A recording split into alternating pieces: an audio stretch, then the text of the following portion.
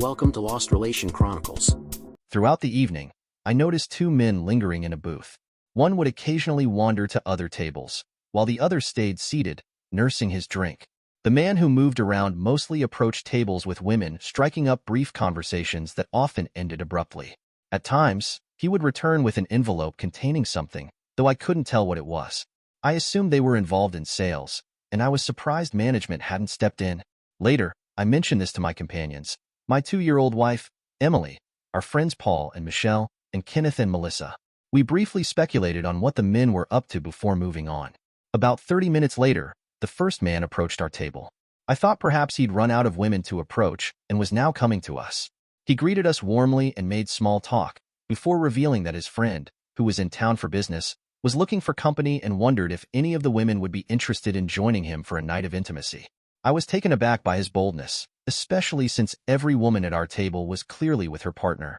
I was about to speak up when Michelle interrupted, asking him to clarify his proposition. The man responded casually, boasting that his friend was well endowed and knew how to please women, suggesting that one of us might want to try it out. The women struggled to suppress their laughter, but the man seemed undeterred, perhaps having faced rejection many times before. Melissa then took charge, asking how they knew his friend was really that well equipped. The man pulled out the familiar envelope he'd been carrying all evening, revealing several photographs of his friend that seemed to confirm his claims. At this point, the men around the table, including myself, decided to let the women handle it, waiting for the moment when the man would finally leave.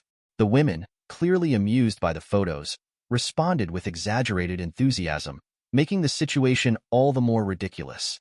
When the man asked if anyone was interested, Michelle and Melissa giggled and shook their heads, returning the pictures to him. Just as it seemed like the man was about to leave, he paused and focused on Emily.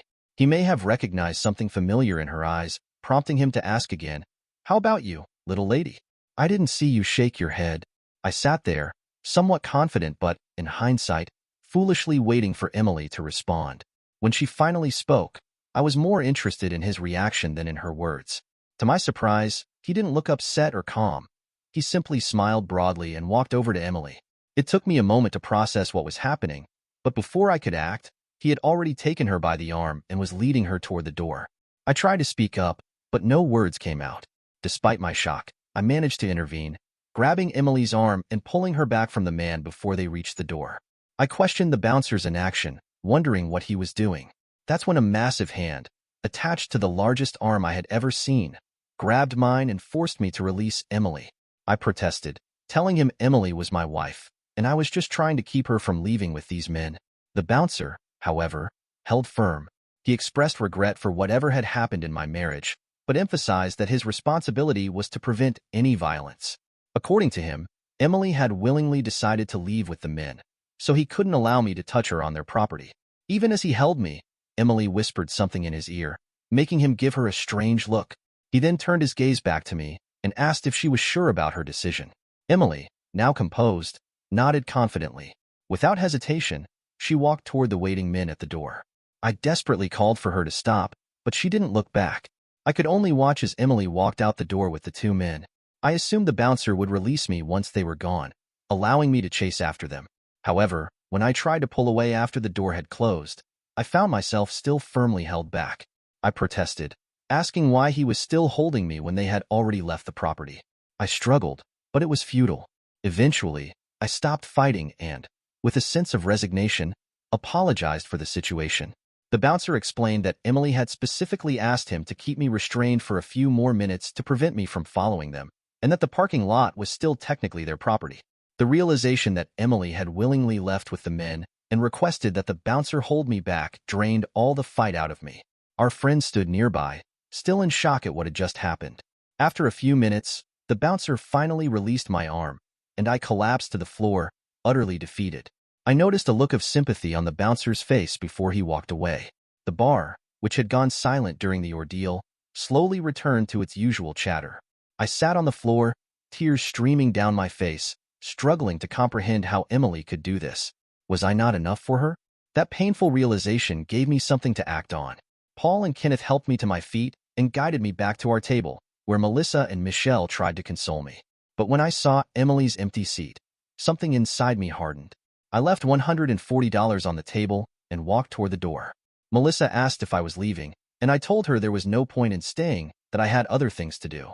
Michelle suggested waiting for Emily to return, but I dismissed the idea and told her one of them should offer Emily shelter for the night instead.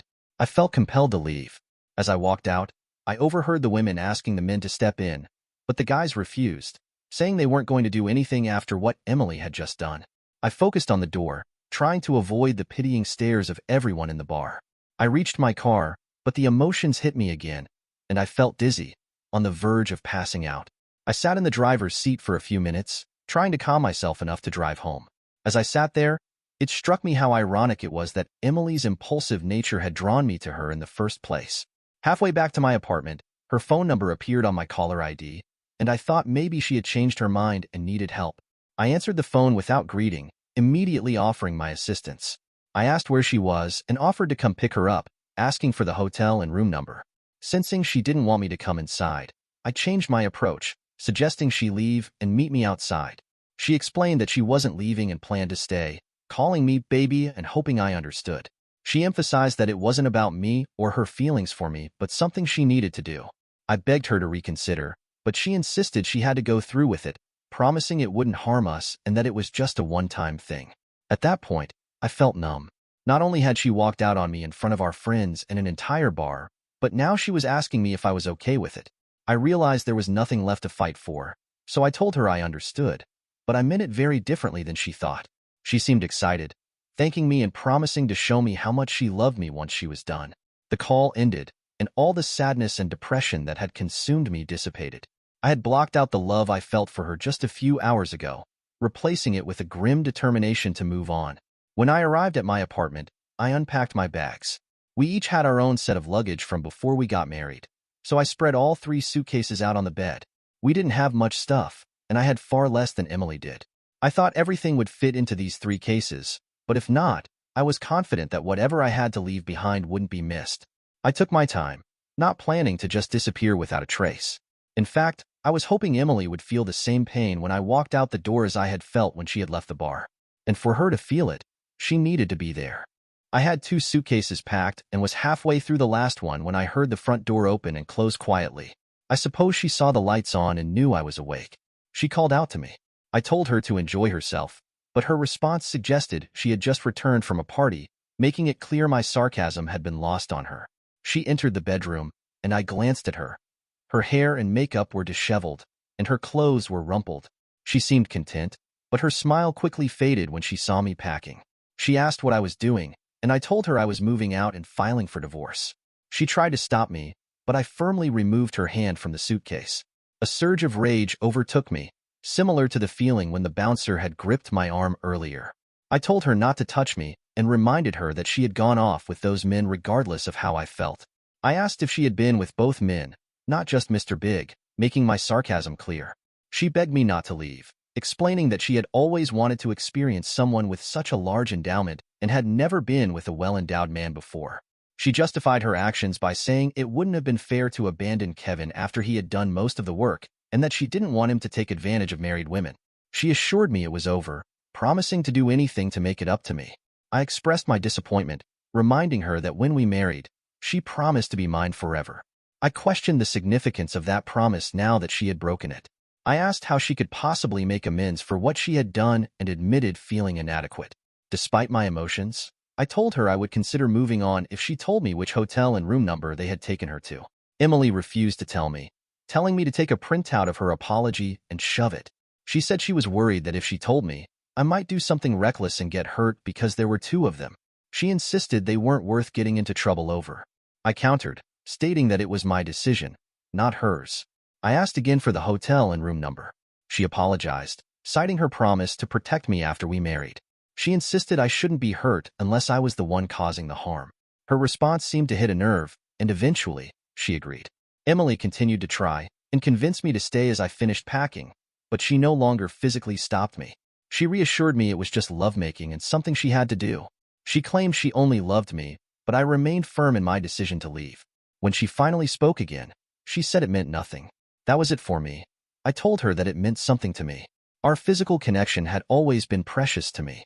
I hadn't realized how little it meant to her, but it was one of the things that made our relationship special. I was the only one who had the privilege of experiencing her body, and she just gave it away in the most humiliating way possible, in front of our friends at a bar, no less. She apologized, admitting she was aware of how wrong the situation was, and promised it would never happen again.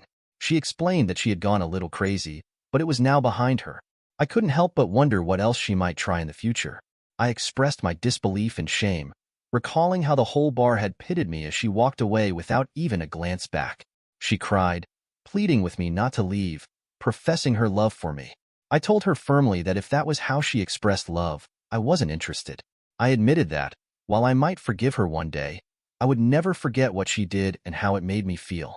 It took 2 trips, but I eventually loaded my suitcases into my car and drove away.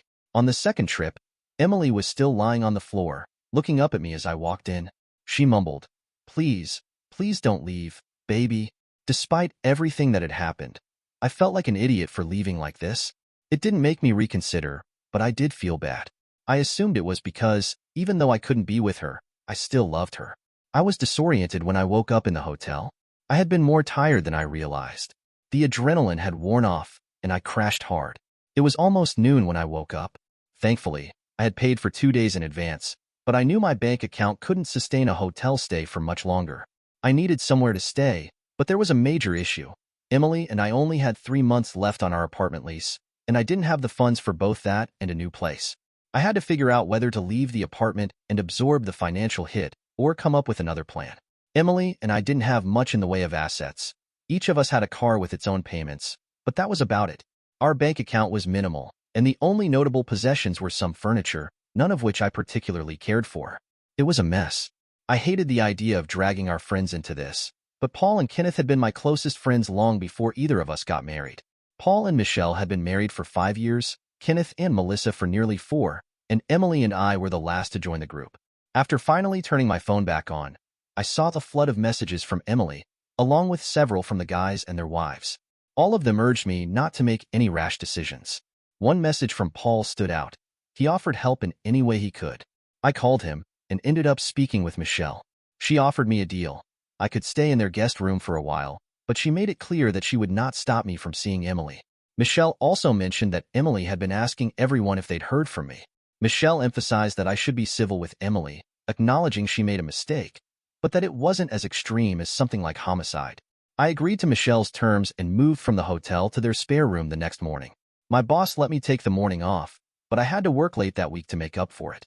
I decided to work late that night to distract myself from everything. I arrived at Paul and Michelle's house around 10 p.m., hoping to rest, but instead, I ran into an unexpected confrontation with Emily. I questioned why she was there, reminding her that I didn't want to see her after I left. She apologized, saying she was hurting without me and wanted to talk to resolve things. I told her I wasn't interested in reconciling, but she begged me not to end everything over one mistake, professing her love and asking for a chance to make things right. I reminded her that she had the chance to save my dignity by telling me where those guys were, but she refused. I told her I needed space to process and asked her to leave. Emily reluctantly left after a brief conversation with Michelle in the kitchen. As she stood by the door, she said she loved me before leaving. My resolve wavered as I sank onto the couch. Michelle sat next to me, and Paul stood in the hallway. Michelle complimented me on how I handled the situation, thanking me for being so kind, even though it wasn't easy. I expressed my dissatisfaction, feeling that I didn't deserve what happened. Michelle agreed, saying I shouldn't have to suffer, even though Emily was at fault. Michelle explained that Emily was also suffering, admitting she didn't expect me to abandon her over this. I asked Michelle if Emily had planned her actions, given how much she seemed to get away with. Michelle clarified that it was more of a temptation Emily had considered after the fact. I asked what Emily had told her, and Michelle explained that Emily had admitted to being tempted by the idea of being with someone wealthy. Michelle reassured me that Emily hadn't meant for me to be held back by the bouncer. This revelation infuriated me. I asked, was the lovemaking at least terrible? Do you want me to sugarcoat it, or be brutally honest? Michelle's response was clear. Despite the affair, she emphasized that Emily wouldn't trade what we had for that experience. It was a one-time mistake, and it meant nothing compared to our relationship, but I couldn't help but feel betrayed. Michelle was hopeful that Emily and I could move past this, but I wasn't so sure. Paul and Kenneth disagreed with Michelle's optimism, and I couldn't see how we could fix this. Emily had made deliberate choices, and she continued to dismiss my feelings, even when she saw how hurt I was. Michelle tried to downplay it as a moment of temporary insanity, asking if I'd ever done something similar without thinking of the consequences. I appreciated Michelle advocating for Emily, but I reminded her that this wasn't a simple mistake like staying up all night playing video games instead of writing a paper. We were adults, and Emily's actions had very real consequences. You are right, but my heart still tells me that you two are great together, and if you forgive her, you will be happy. Maybe you're right, Michelle, but more likely, I'll always be worried about what could happen next. I'd hesitate to visit a club again, fearing it might happen again. If she can't control her impulses, is it my responsibility to accept that she made her choice and that I now need to prioritize my own well-being? Excuse me, I'm tired and need sleep. Emily's story is following a predictable path. I can acknowledge her efforts to reconcile, but I remain too resistant. It was hard because I still loved her. When you divorce, it's not just your spouse you lose. It's all your shared dreams, plans, and hopes. We had talked about children, grandchildren, traveling, and building a life together, and all of that was now shattered. Those were the times when I most wanted to stay, because Emily and I were so aligned with our dreams, like two halves of a whole. But I couldn't ignore her actions. 3 months later, the divorce was finalized. Emily asked for one final conversation. I agreed to listen.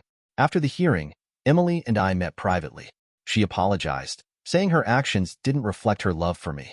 She regretted everything and would carry that regret for the rest of her life. I told her that I, too, regretted things. Meeting her, proposing to her, and marrying her. I told her I was moving on. Emily accepted my decision, expressing her contempt and wishing I would think things through instead of acting on impulse. I felt choked up but stayed silent. I regret the situation, not my decisions. I left the room, and we never spoke or touched again. It was liberating, but it took 3 more months before I started going out again. I didn't expect to meet anyone, but I was tired of staying home. I went out with Paul, Kenneth, Michelle, and Melissa, who occasionally hinted at matchmaking, but I wasn't ready for a relationship. I enjoyed socializing without the pressure of commitment. Everyone was nice, but there was no spark, and our interactions faded as the night went on. I also developed a habit of going out alone, finding comfort in solitude. It was at that club where my life had changed, and I ran into Tasha. She was a bartender at the club, someone I knew from high school. She'd been working there for a while, but she wasn't there that night. When I started coming in alone, we began forming what seemed like a friendship. She hinted at wanting something more. About 10 months after Emily left the bar with those guys, I saw them again. They were back at the club, likely planning to repeat their scheme, sitting, drinking, and scanning the room, probably looking for new targets. I assumed Tasha noticed me watching them and asked why I was staring at Kevin and Charles. I was surprised she knew their names.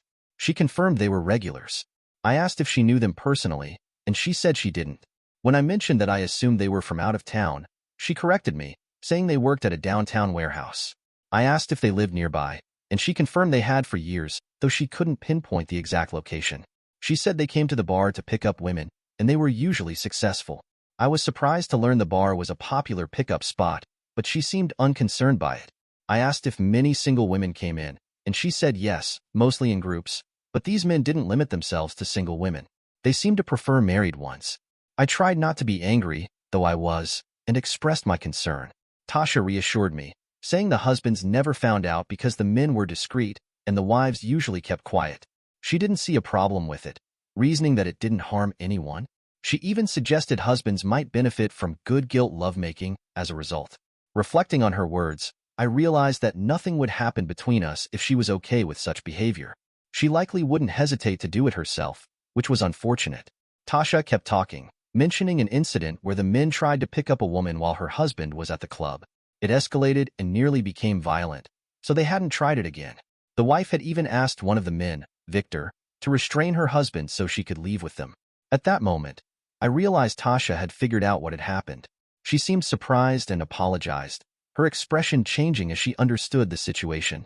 I got up from the bar, feeling the need to distance myself from the conversation, and went outside.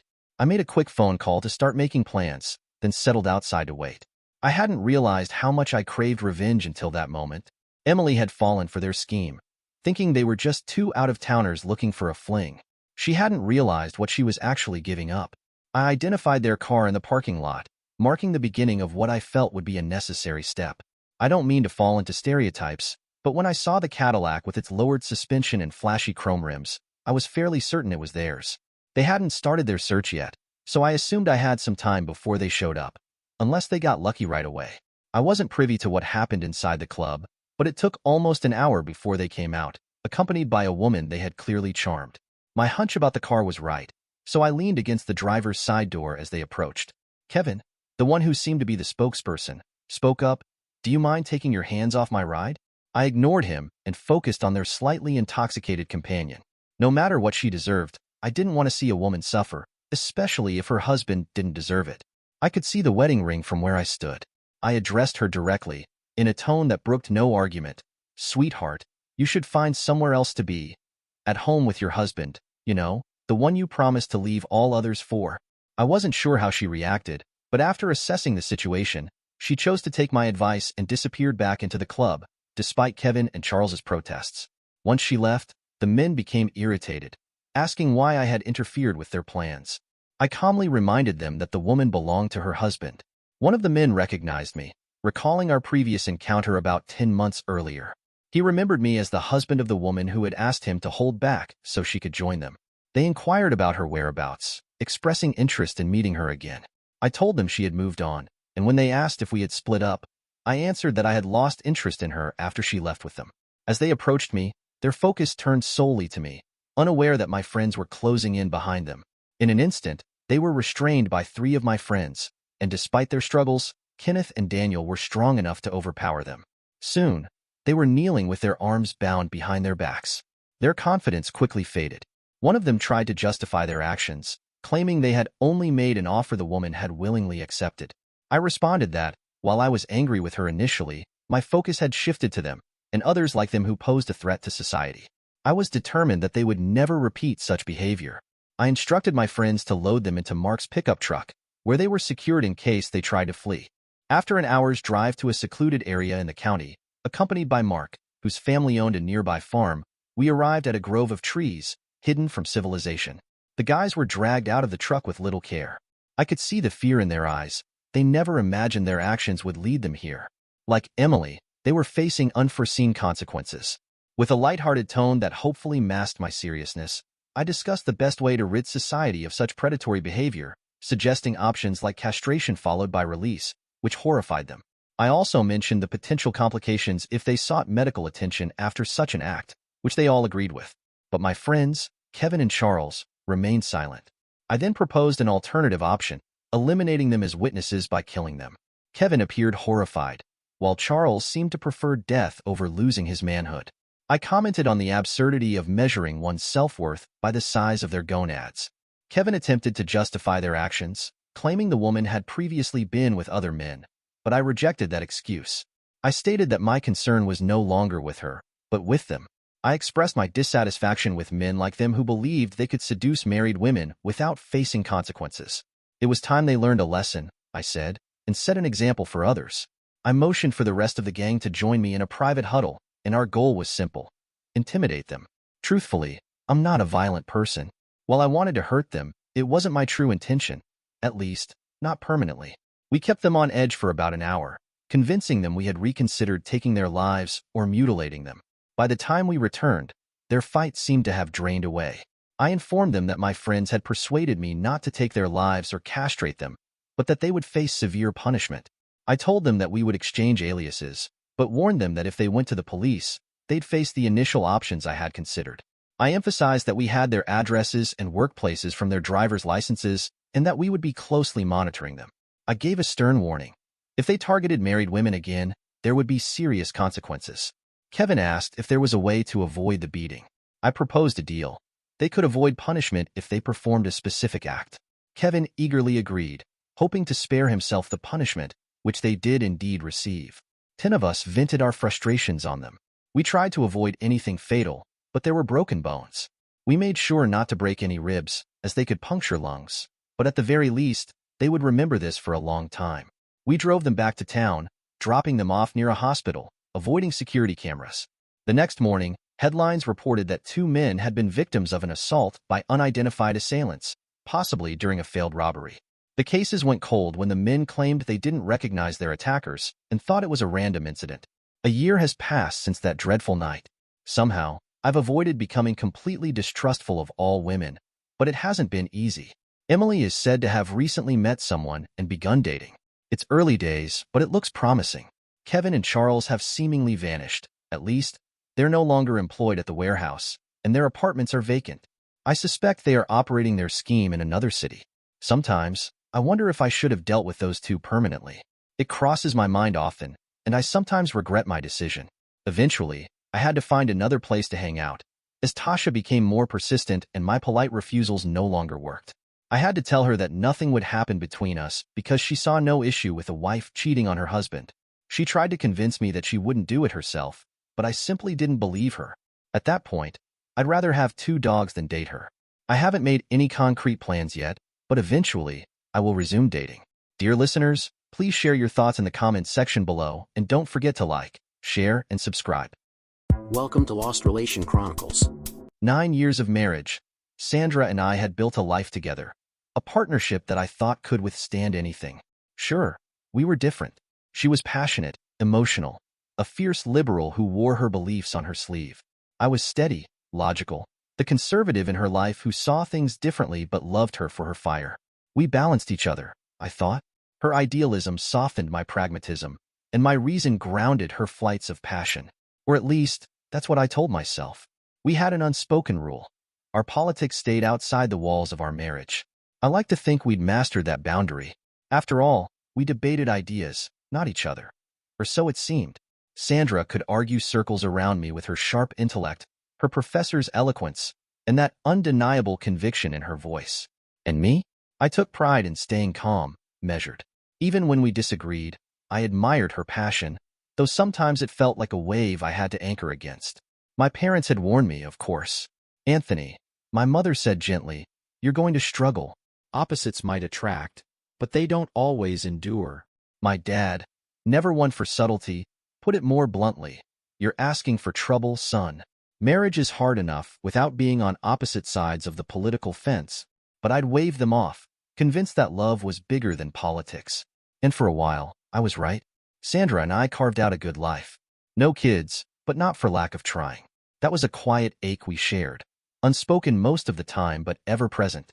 Still, we had our careers, her lectures and her students, my designs and deadlines. We had our late-night talks over wine, our road trips, our mutual love for jazz and old movies. It was enough, or at least I thought it was. The last 5 years have been different. Sandra used to thrive on debate. We could sit for hours, her dissecting issues with her sharp intellect, me grounding the conversation with my pragmatism. Immigration, education, healthcare, topics where we often stood on opposite sides but still managed to meet in the middle. That was the dance of our relationship. Her passion, my logic, finding rhythm despite the differences. But lately, the rhythm's gone. It started subtly, like a faint discord in the background, growing louder until it was impossible to ignore. Issues like gender ideology and immigration weighed heavily on her. These were no longer just topics to discuss. They became personal battles she carried everywhere. I could see the toll it took on her, the way her shoulders tensed when a headline flashed on the news, or the way she sighed after her university meetings. She said it was exhausting, fighting a fight that felt endless. I tried to understand. I really did. But whenever I asked questions, simple, honest questions to understand her stance, she'd bristle.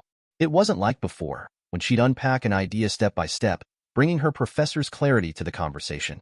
Now, it was different. If I questioned her, she'd dismiss it, call me uninformed, or worse, accuse me of not caring. Take gender ideology, for instance. She had all these ideas, big, sweeping, abstract ideas. But when I asked her about specifics, like how certain policies would work in the real world, she didn't have answers. And that was okay at first. Not everything has an easy answer. But what bothered me was that she didn't even try anymore. Instead of engaging, she'd turn the conversation into something about me, about how I was stuck in my ways, how I didn't get it. It stopped being about ideas and started being about us, about how I was apparently failing to evolve with the times. I don't think she saw what she was doing, how every personal jab chipped away at what we'd built. Her frustration with the world spilled over into our home, and I was becoming her sounding board, or worse, her enemy. And it's not like I didn't care about these issues. I just cared more about us, about the life we'd built. I wanted to talk about our future, our plans, maybe even revisit the idea of trying for kids again. But those conversations felt distant, almost irrelevant compared to the weight of everything she carried.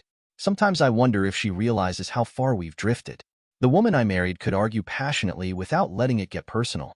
But now, it feels like the fire that once made her vibrant is burning out of control, leaving both of us scorched in its wake. I miss the Sandra who could challenge me without tearing me down, the Sandra who believed that love could be a bridge over our differences. One day her friend from university was at dinner with us. That dinner was one of the most uncomfortable moments of my life. Sandra's friend from the university, a colleague who was as deeply entrenched in her ideology as Sandra herself, had joined us. The conversation naturally drifted into their shared passions, gender affirmation care for kids, in this case. It was a topic I usually steered clear of, knowing how sensitive it was and how charged Sandra could get. But that night, for some reason, her friend turned to me directly, asking for my opinion. I hesitated.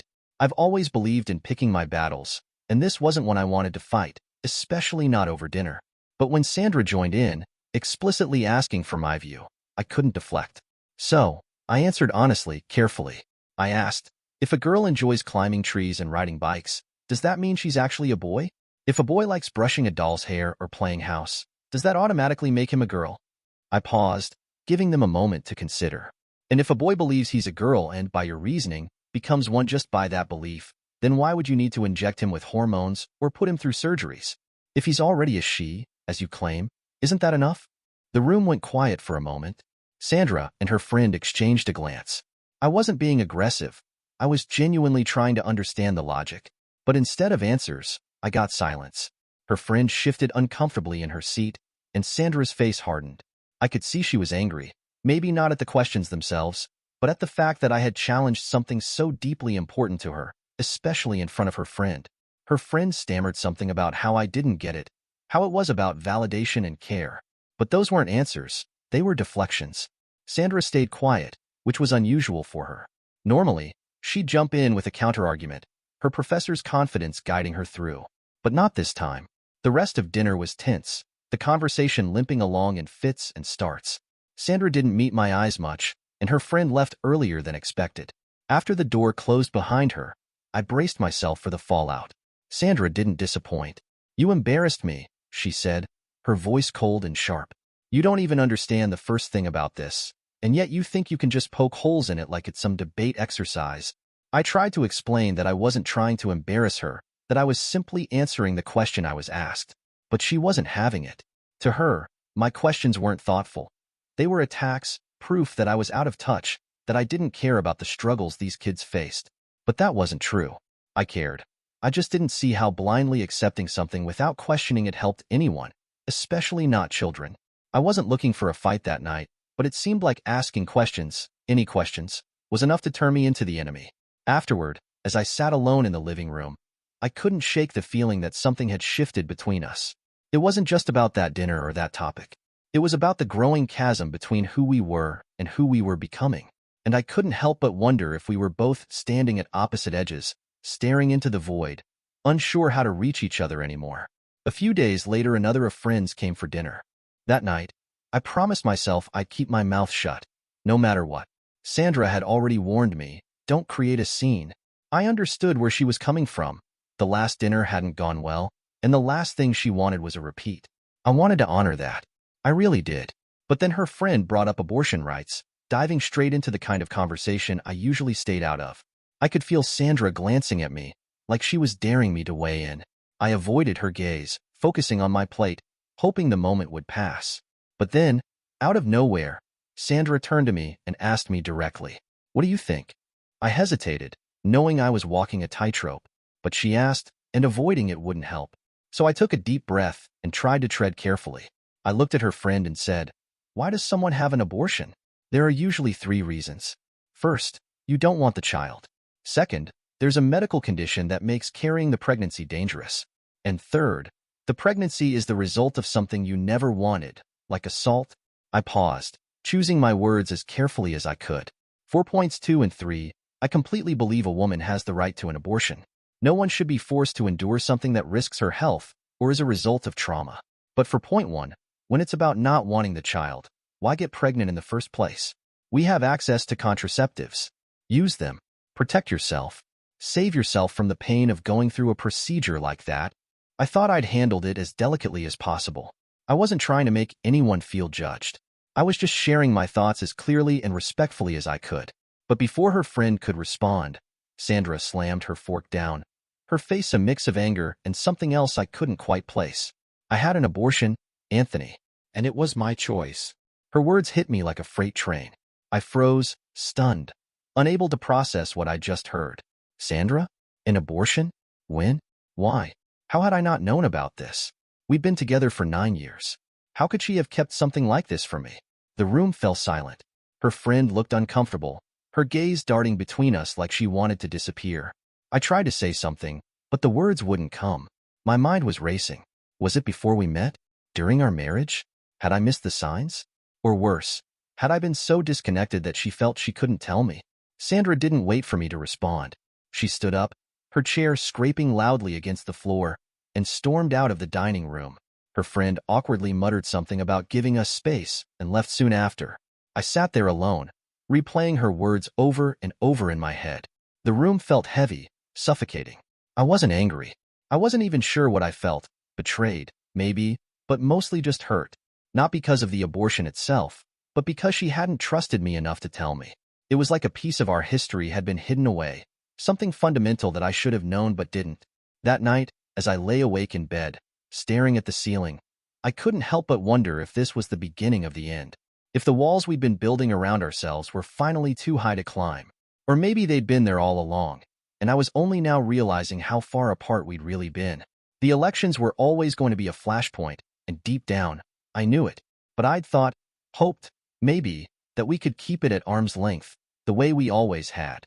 Sandra and I had learned to navigate our differences, or so I thought. But this time, it was different. The stakes felt higher for her, and I could see the strain in her every time the news came on or a headline popped up on her phone. I wasn't blind to her feelings, but I couldn't help how I saw the world. For people like me, issues like the economy, infrastructure, and national security mattered more than debates over gender ideology or abortion rights. It wasn't that I dismissed those concerns entirely. I just didn't think they were the be-all and end-all of what we should focus on as a country. And then, one day, I walked into the room wearing the red cap. You know the one. I knew it would get a reaction. I'm not oblivious. But I didn't expect the sheer force of what followed. Sandra lost her mind. Completely. She didn't just yell. She berated me, throwing every insult, every accusation, every shred of contempt she could muster. I stood there, stunned at first, then amused. She said the world was ending, that women had been failed, that my choice represented everything wrong with the universe. Her voice was shaking with anger, her face flushed with a mix of rage and disbelief. And you know what I did? I popped open a beer, sat down, and watched the show. It was better than Netflix, I'll tell you that. There was something darkly funny about the whole thing. Not because I didn't care, but because I realized at that moment that the Sandra I'd fallen in love with was gone. Or maybe she just evolved into someone I didn't recognize. As I sipped my beer, watching her spiral, a strange calm came over me. I knew my marriage was over, not because of the cap, or the yelling, or even the insults. It was because, somewhere along the line, we'd stopped seeing each other as partners. She saw me as the enemy now, a symbol of everything she despised. And me? I saw her as a stranger, a fiery, emotional stranger I used to know. I told myself it was just a phase, that she'd snap out of it, that the Sandra I loved was still in there somewhere, buried beneath all the noise and ideology. But deep down, I knew better. This wasn't a phase. It was who she'd become. And no matter how much I wanted to believe otherwise, there was no going back. So, I sat there, beer in hand, letting her rage wash over me.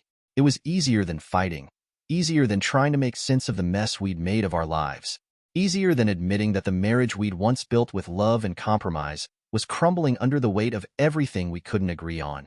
The day I saw that TikTok video, I knew everything had reached a breaking point. Sandra had always been passionate, dramatic even, but this crossed every line imaginable. There she was, making a drink on camera, jokingly, or not so jokingly, adding aqua tofana to it. For those who don't know, that's poison. Old school poison. And she tagged it as a drink for my husband. I didn't need to overthink it. That wasn't a joke. That was a threat. My phone buzzed relentlessly as the video made its rounds, but the call from my father sealed it. "Have you seen the video?" he asked, his voice tight with worry. "Yeah," I replied. "I've already called my lawyer. He's filing a restraining order." By the time I got home that evening, the cops were at my door.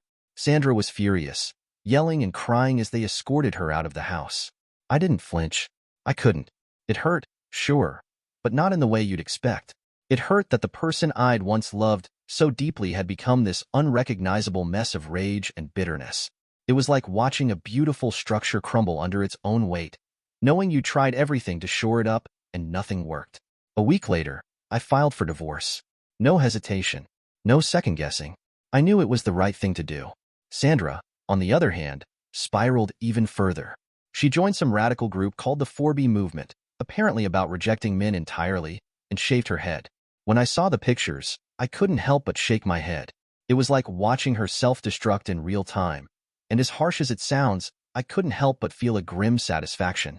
Not because I wanted her to suffer, but because she was proving, to everyone and herself, just how far gone she was. Then, a few weeks later, she called me, crying, begging me to reconsider the divorce. She said she'd made mistakes, that she still loved me, and that we could work things out. For a brief second, I thought about the Sandra I'd married all those years ago. But that Sandra was gone, replaced by someone I couldn't trust, someone who had threatened me on social media for the world to see. I told her no. When we met with our lawyers, I showed up wearing my red cap. Call it petty, but I wanted to make a point. Predictably, she lost it, screaming, ranting, and then, in a moment of utter insanity, lunging at me. She actually tried to hit me in the middle of the meeting. Every second of it was caught on video. I stayed calm, and my lawyer calmly called security. Now, Sandra's in jail, facing assault charges. The restraining order is ironclad, and the divorce is on a fast track to resolution. She made sure of that when she decided to lose her mind in front of witnesses and cameras. Do I feel bad for her? Maybe a little. But mostly, I feel relief. Relief that this chapter of my life is closing. Relief that I don't have to walk on eggshells anymore. Relief that I'm free to move on and rebuild without the chaos and toxicity she brought into my life. Let her wreck herself. Let her scream into the void. I've made my peace. Dear listeners, please share your thoughts in the comments section below, and don't forget to like, share, and subscribe. Hi, welcome. Enjoy the content, subscribe, and turn on notifications. Mike and Lisa had been eagerly awaiting this trip, a much-needed break from the hustle and bustle of daily life. The idea of spending a weekend in the mountains, surrounded only by the sounds of nature, felt like a dream. They had carefully planned every detail, from choosing a rustic cabin with large windows offering spectacular views of the hills, to a menu featuring fine wines and dishes prepared by Lisa, who loved to cook. Tom and Emma were more than friends, they were like family. The two couples had built years of memories together, from spontaneous trips to home dinners with long conversations about life. This trip had a special purpose, to celebrate a friendship that had withstood time and life's changes. When they arrived at the cabin, carrying suitcases full of cozy blankets and board games, they laughed like children upon realizing the place was even more beautiful than in the photos. The fresh mountain breeze was an invitation to relax and forget the outside world. On the first night, the energy was pure celebration. After a delicious meal, they gathered in the living room around a fireplace, where the wood crackled, spreading comforting warmth. Stories of past adventures were told between sips of wine, as laughter filled the room. It was the kind of moment that made Mike believe nothing could shake their connection. The next morning, the group explored the area around the cabin, walking along trails that wound through the trees and ended with a stunning view of a crystal-clear lake. Emma was the most excited, always suggesting funny poses for the photos they took together. Tom, more reserved, limited himself to smiling and keeping pace, while Lisa and Mike lagged behind, enjoying the tranquility of the place. Everything seemed perfect. The light and carefree atmosphere made Mike feel that this would be one of the best weekends of their lives. When the second night came, the environment was even more relaxed. The fireplace was lit again, and the couple sat around it with their wine glasses. The conversation started with trivial matters but soon became more personal, reflecting the comfort and trust among them. Emma, always the most outgoing of the group, told a funny story about a trip she took with Tom years ago, eliciting hearty laughs from everyone. Lisa, who loved Emma's sense of humor, also opened up, sharing hilarious moments she and Mike had experienced together. It was the kind of night that seemed impossible to spoil. The perfect combination of laughter, stories, and the soothing sound of the wind outside created an ideal setting. Mike, sitting on the sofa with Lisa by his side, looked around and felt grateful for that moment. To him, the trip was fulfilling exactly what it promised, strengthening the bonds with their friends and providing a welcome break from routine. Little did he know that soon, a single sentence would completely change the dynamics of that night and shake the foundations of what he believed to be a solid relationship and an unshakable friendship. Emma leaned forward slightly, resting her elbow on the arm of the sofa, and with a mischievous smile lighting up her face, she uttered the sentence that, in an instant, completely changed the room's atmosphere: "What if we swap partners for a night?" The room, which moments before was filled with laughter and warmth, seemed to freeze in time. Mike felt a chill run down his spine, as if the air had suddenly become heavy. He laughed, trying to disguise the awkwardness. "Oh, sure, Emma, very funny," he replied in a tone that sought to normalize the situation. However, Mike's forced laughter met only the awkward silence of Tom, who avoided looking at anyone. Emma's smile, on the other hand, remained, as if she expected the idea to be taken seriously. And then the unexpected happened. Lisa, next to Mike, let out a light laugh and said with an enthusiasm he didn't recognize, "Wow, what a fun idea. Let's do it." Mike's heart sank. Those words, spoken by his wife with a surreal naturalness, hit him like an avalanche. He looked at her, hoping to find a playful expression, a look that would confirm it was just a harmless tease. But what he saw completely disarmed him. Lisa's eyes were shining with curiosity, as if the suggestion had ignited something inside her. Tom, who had been quiet until then, finally shifted on the sofa. He seemed uncomfortable, moving as if he wanted to disappear into the cushion. "I don't know if that's a good idea, Emma," he mumbled, his low voice almost lost in the crackling of the fireplace. But Emma didn't back down. She swirled her wine glass in her hand and insisted, with a playful tone that disguised the seriousness of her words, "Oh, it's just one night, no strings attached. Don't you think it would be interesting to try something new?" Mike averted his gaze, trying to find something, anything, to anchor his thoughts. The glow of the flames in the fireplace seemed to become more intense, or perhaps it was his mind trying to process the absurdity of the situation. He knew he needed to react but felt as if he were trapped in a slow-motion nightmare. Each passing second seemed to amplify the discomfort hanging in the room. Finally, he took a deep breath and, with a forced smile, tried to steer the conversation in another direction. "Well, I think we've had enough wine for tonight, huh? Maybe it's time to rest." His attempt to end the subject was a failure. Lisa, apparently excited about the idea, turned to him, placing her hand on his arm. "Mike, didn't you say you wanted to try something different in our relationship? Maybe it would be fun, something out of the routine." Those words hit him like a punch to the stomach. Since when was Lisa dissatisfied with their routine? He had never imagined that his wife, the woman he believed he knew deeply, could even consider something like that. The room seemed smaller now, and every face there seemed to carry secrets he didn't know. Mike stood up abruptly, mumbling something about needing a moment, and headed toward the bedroom. As he walked down the hallway, he could hear fragments of the conversation continuing in the living room. Emma, still insistent, was saying something about how modern couples were exploring new boundaries, while Tom grumbled in disagreement. And Lisa, he couldn't hear Lisa, but that only made everything more unsettling. Was she defending it?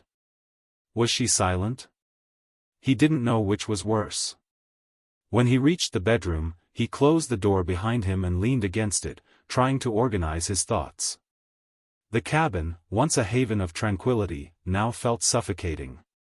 He looked at the bed neatly made with crisp white sheets, the suitcases still open in the corner, a cruel reminder that the trip had just begun. His head was spinning, and he wondered how a night that promised to be light and full of laughter had turned into something so disconcerting. Mike sat on the edge of the bed and put his hands over his face, trying to breathe deeply. He needed answers, he needed to understand what was happening with Lisa, with Emma, with everyone there. But above all, he needed to understand what it meant for him, for the marriage he believed was solid as a rock. Deep down, something told him that the trip, which was supposed to celebrate friendship and love, had crossed a point of no return. A few minutes later, Lisa entered the bedroom. The door was opened slowly, as if she were trying not to disturb him. Her steps were hesitant, and the look she gave Mike carried a mix of uncertainty and concern. He was sitting on the edge of the bed, elbows resting on his knees, staring at the floor as if he expected to find answers in the grain of the wooden floor. When Lisa closed the door behind her, the sound of the latch clicking seemed to echo in the room, ending the brief moment of silence. "Mike," she began, her voice soft and cautious, but he didn't raise his eyes. There was an almost palpable tension between them, as if each word carried the weight of something that couldn't be taken back. "Please, don't misunderstand me. I just meant that maybe this could be something new, an experience. Something that would connect us in a different way." He finally lifted his eyes, and what she saw in them made her hesitate. There was no anger. There were no shouts or accusations. What Lisa saw was something much worse, deep, silent hurt. "Connect us," he repeated, his voice low but firm. "You think we need that to connect? Since when do you feel something is missing between us, Lisa?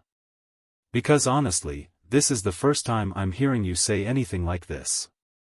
Lisa was silent for a moment, pressing her hands against her chest as if trying to find the right words. "It's not that something is missing," she said finally. I just meant that maybe stepping out of our routine could be interesting. When Emma mentioned it, I thought, well, I don't know. I got carried away by the moment. I didn't mean to hurt you." He stood up abruptly, moving away from her. He began pacing the room, hands clasped behind his head, a gesture Lisa recognized as a sign he was trying to control his frustration. "You didn't mean to hurt me? Lisa, how can you say that? You saw how I reacted in that room. You saw what that did to me. How could you even consider something like that for a second?" She didn't know how to respond. As much as she tried to justify it, she knew she had crossed an important boundary. "It was just a silly idea, Mike. I didn't even think it through. I was having fun, we had a bit to drink. It wasn't supposed to be something serious." He stopped walking and turned to face her.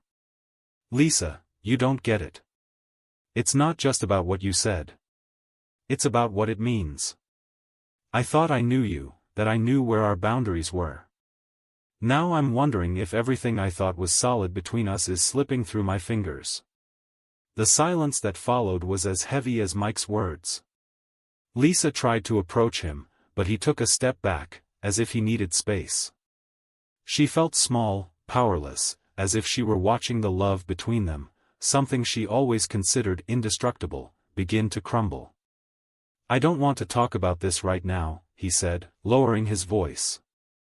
"I need some time to think. To understand how we got here."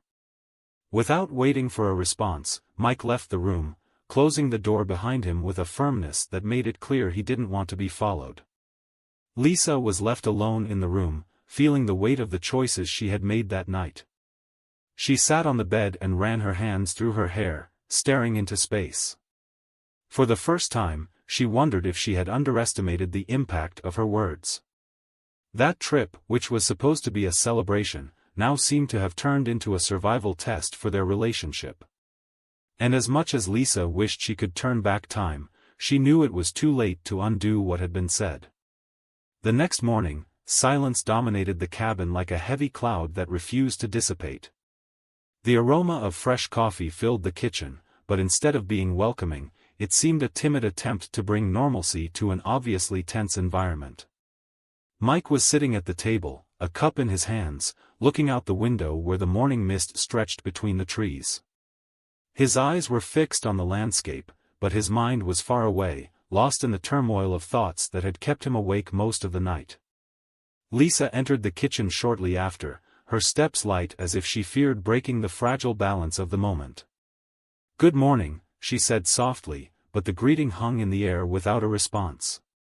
Mike only slightly tilted his head, without taking his eyes off the window.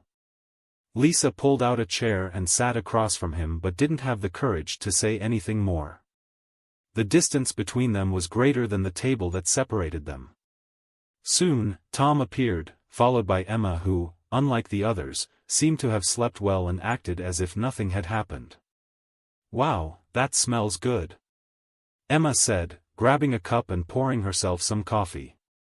She was cheerful, but her energy seemed out of place, almost inappropriate for the heavy mood in the room. Tom, on the other hand, was visibly uncomfortable. He avoided eye contact with Mike and Lisa, staying close to Emma as if hoping she wouldn't cross any more lines. After a few minutes of superficial conversation, which felt more forced than natural, Mike finally broke the silence surrounding him. He placed his cup on the table with a controlled but firm movement and looked directly at Tom. "Can we talk?" he asked, his voice calm but laden with seriousness. Tom nodded, putting his cup down on the counter without finishing his coffee. The two stepped out onto the porch, where the fresh mountain air offered a welcome respite from the suffocating tension inside the cabin. For a few moments, they remained silent, watching the trees sway in the wind, until Mike finally began, "Tom, what happened last night was unacceptable." He took a deep breath before continuing. "I'm not just talking about what Emma suggested. I'm talking about how it shook everything this trip was supposed to represent. And honestly, I expected more from you." Tom seemed unsettled, his hands shoved into his pockets as he stared at the ground. "Mike, I didn't know Emma was going to say that. It was completely out of line. I was as surprised as you." "Then why didn't you say anything?" Mike retorted, his voice rising slightly but still controlled. "You stayed silent while she crossed a boundary. You could have stopped it, but you did nothing." Tom raised his eyes, finally meeting Mike's gaze. "I was trying to process what was happening. It was awkward, and I didn't know how to react. But believe me, I don't support what she said. Not at all." The sincerity in Tom's voice seemed to calm some of Mike's anger but didn't erase the hurt he felt. "Look, Tom, I understand that sometimes people say things without thinking. But what bothers me isn't just what was said. It's the impact of it. Lisa and I are in a complicated place right now, and I don't know if we'll be able to go back to how we were before." Tom sighed, running his hand over his face. "Mike, I'm sorry about that. Truly. I'll talk to Emma. She needs to understand the damage she's caused. And I want you to know that if I could go back in time, I'd have handled it differently." They stood in silence for a few more minutes, the sounds of nature filling the space between them. There was nothing more to be said at that moment. Mike knew Tom's words were sincere, but they couldn't undo what had happened. Their friendship, like his relationship with Lisa, was on unstable ground, and he wasn't sure how, or if, everything could be rebuilt. As they returned inside, the silence resumed. The feeling that something irreversible had happened hung in the air. Mike didn't know if that trip, or even the bonds that united the four of them, could survive that night. Back in the bedroom, Lisa was sitting on the edge of the bed, her eyes fixed on her hands clasped in her lap. The silence was dense, almost oppressive, and when Mike entered, closing the door carefully, the sound of the wood echoed like a final note in a melody no one wanted to hear. He leaned against the door for a moment, taking a deep breath before finally speaking. "I talked to Tom," he said, his voice calm but laden with emotional exhaustion. Lisa looked up, trying to decipher what he was feeling, but Mike seemed closed off, like an impenetrable fortress. He didn't know Emma was going to suggest that. But that doesn't change the fact that all of this is affecting us. Lisa stood up slowly, taking a few steps toward him. Mike, I know I messed up, she said, her voice trembling slightly. I should have realized how wrong that was, how you'd feel. I don't know what got into me at the time. It was like I wanted to seem cool, fun. I didn't think about the consequences. He averted his gaze, running his hand through his hair in a gesture of frustration. Cool, he repeated, his voice harsher now. Lisa, this isn't about being cool. This is about respect. About boundaries. How did you not see that this would hurt us? She took another step toward him, extending her hand as if she wanted to touch him but stopped halfway, hesitating. I see that now, Mike. I saw it the moment you walked out of the room last night. And I hate myself for it. But please, give me a chance to fix this. Mike finally looked into her eyes, and what Lisa saw there disarmed her. It wasn't anger consuming him but deep sadness, a disappointment that seemed greater than she could bear. He crossed his arms as if trying to protect himself from opening up too much. Fix this? How do you think we fix something like this, Lisa? It's not just about what happened last night.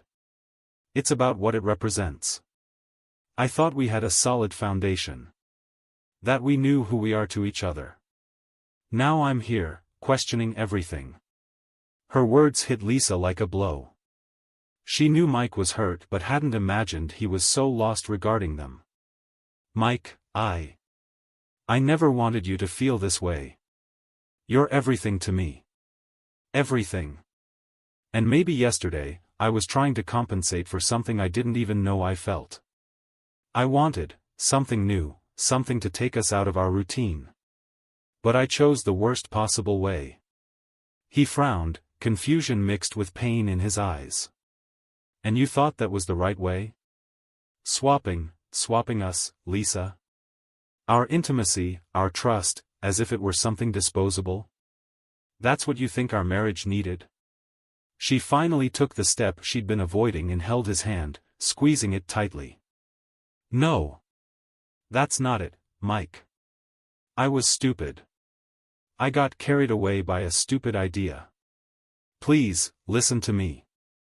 I love you. And I'm willing to do anything to show you that.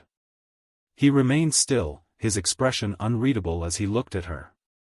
After a long moment, he released her hand, stepping back.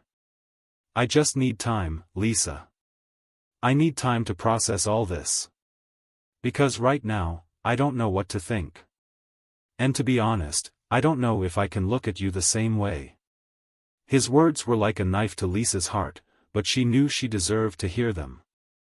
She felt her eyes burn but held back the tears, determined not to make the situation worse. I'll wait, Mike. As long as you need. But please know that I haven't given up on us. He didn't respond, just grabbed his jacket and left the room, leaving Lisa alone again. This time, she couldn't hold back the tears. As the door closed, she collapsed onto the bed, sobs finally breaking the silence. She knew she had hurt Mike deeply, and now all she could do was hope he would find a reason to believe there was still something worth saving between them. Mike left the cabin and took a deep breath of the fresh mountain air, as if he needed to fill his lungs to ease the weight he felt in his chest. He walked aimlessly, following the trail they had explored the day before, but this time, the beauty around him seemed distant, almost irrelevant. His mind was a whirlwind of thoughts, memories, and questions. He wondered how something that seemed so solid between him and Lisa had become so fragile, so easily shaken.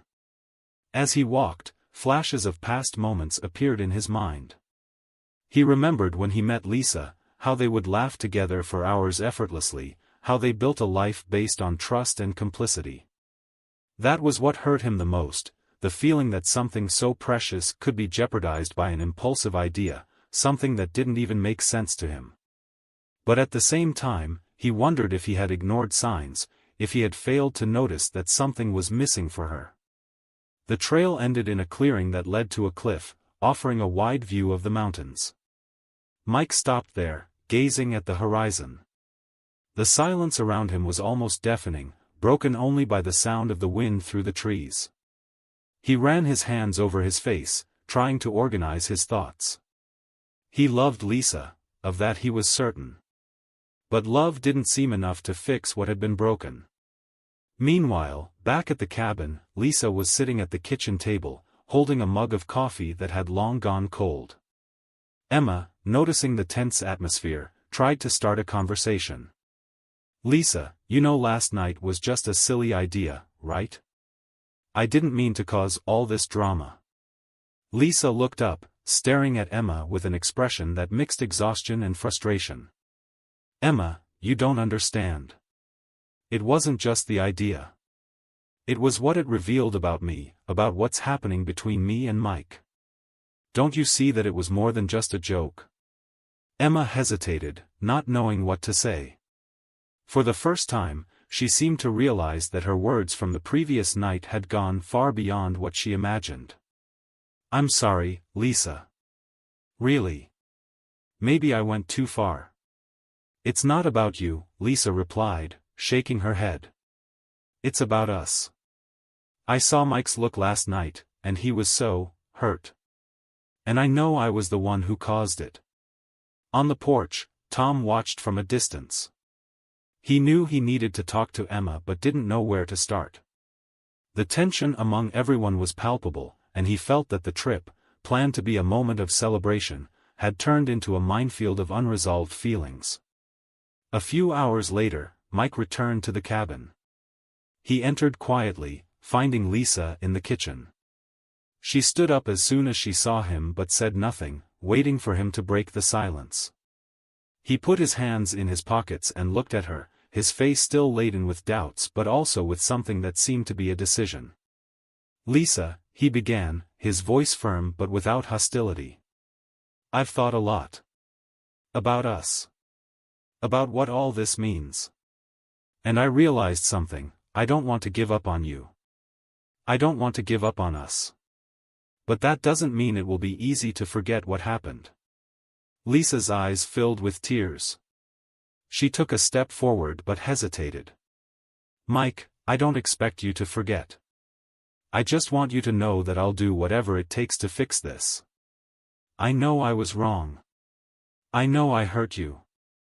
He nodded slowly, as if still processing his own words.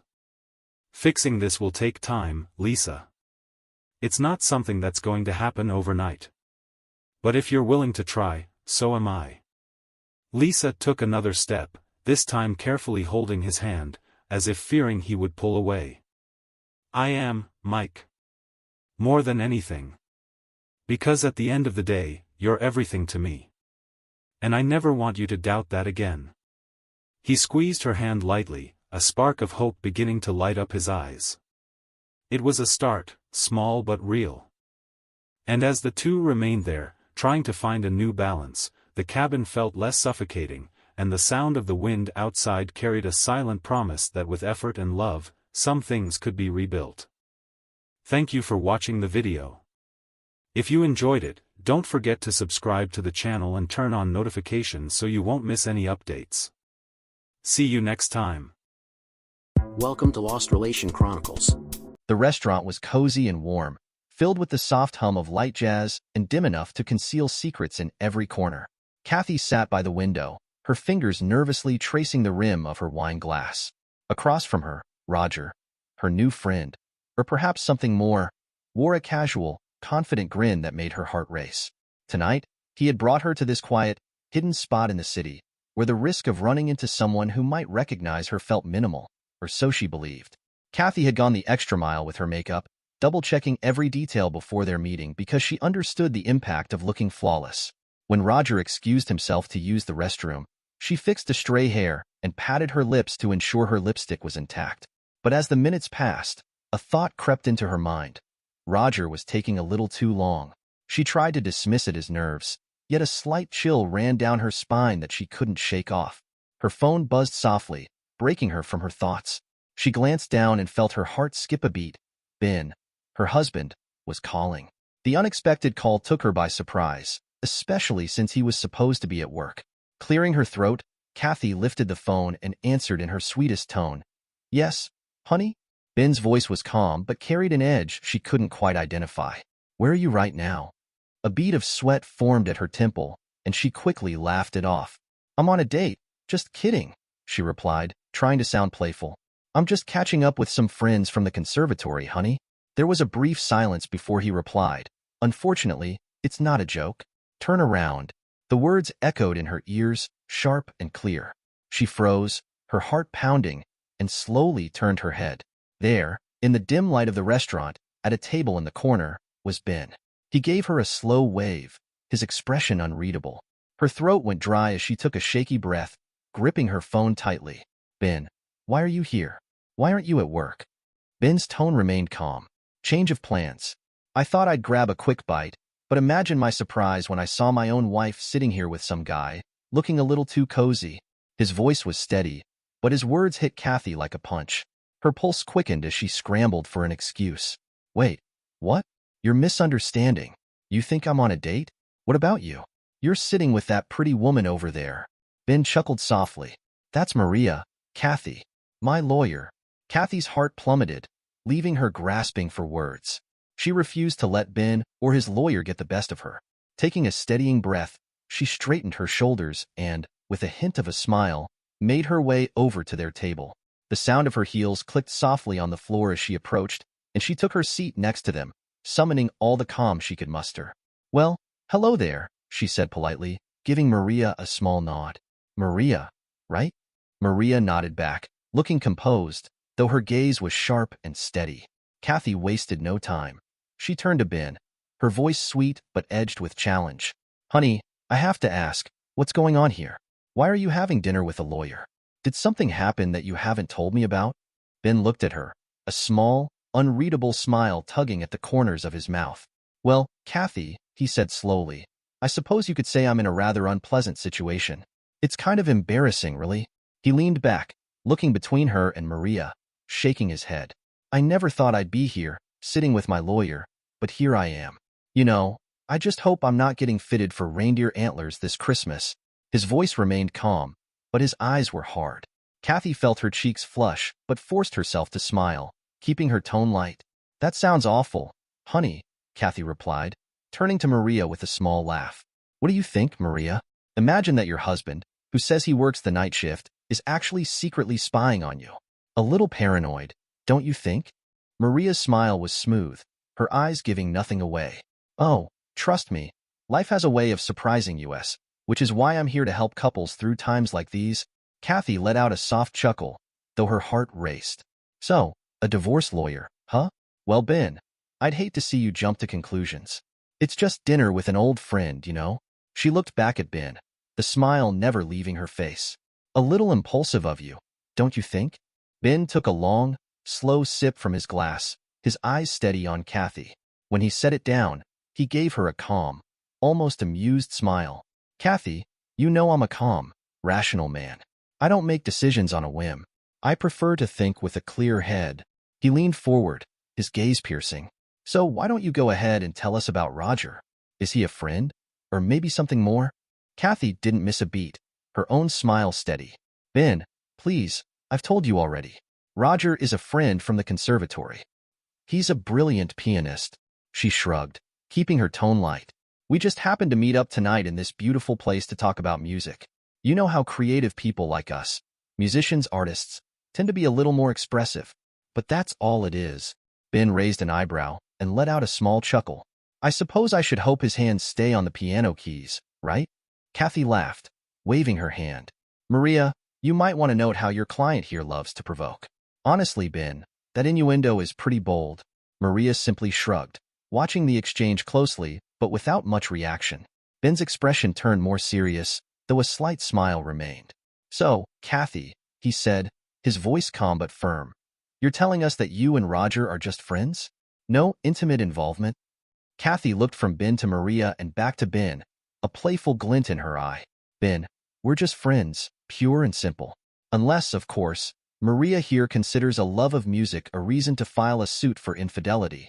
She laughed, glancing at Maria, who chuckled and shook her head. Oh, I wouldn't go that far, Kathy, Maria said, smiling. I think I can handle the situation without getting too dramatic. Ben smirked, clearly amused. This whole scene struck him as almost funny. Her quick defenses, her breezy responses. All right, honey, but you know I'd love to hear what Roger thinks of your friendly relationship. He leaned back, crossing his arms. It would be interesting to get his take on things. Kathy kept her chin up, her voice steady. Of course, Ben, she replied. Once Roger's back, I'm sure he'll back me up. Not sure why he's taking so long, though. She forced a little smile, though her fingers tightened around her glass. Ben leaned back in his chair, pulling out his phone and tapping the screen. Kathy, we actually don't need Roger here. He might show up eventually, but I thought you'd prefer to hear what we have to say right now. He lifted his phone slightly, his expression unreadable. It turned out that Ben had gone into the restroom with Roger, and they had a man-to-man conversation. With a tap, a recording began to play.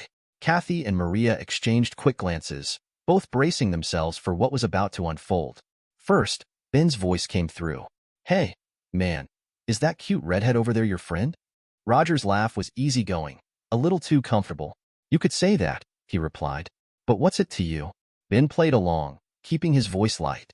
I've just always been amazed at how easy some guys make it look to pick up women. Maybe you could give me some tips, huh? It doesn't come as naturally to me. Roger's laugh was low and smug. Oh man, I don't know if you can teach it. Some of us just have it, you know?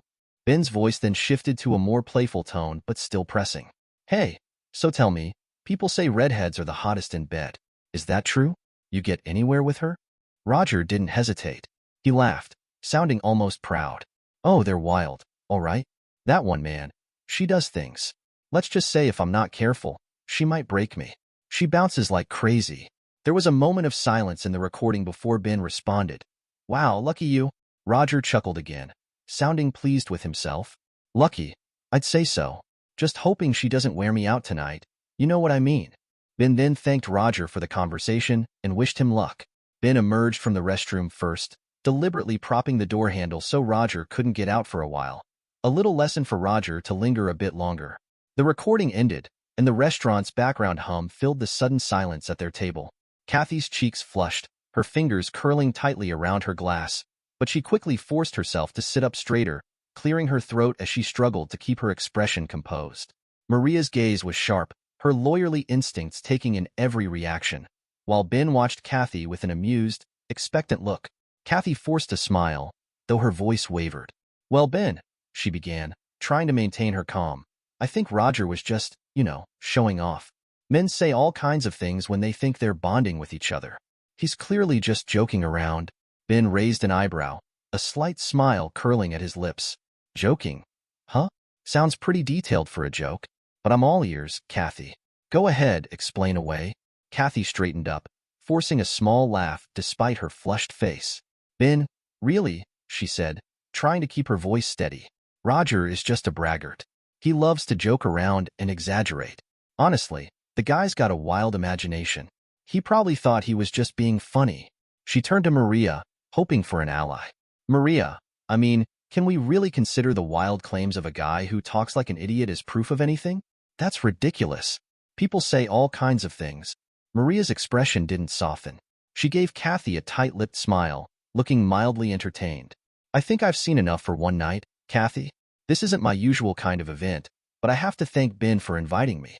It was eye-opening, she said with a nod toward Ben. Kathy's face grew tense, but before she could respond, she saw Roger standing and scanning the tables, looking frazzled and confused. Ben gave a polite smile. Looks like your friend is back, Kathy. I think he's looking for you.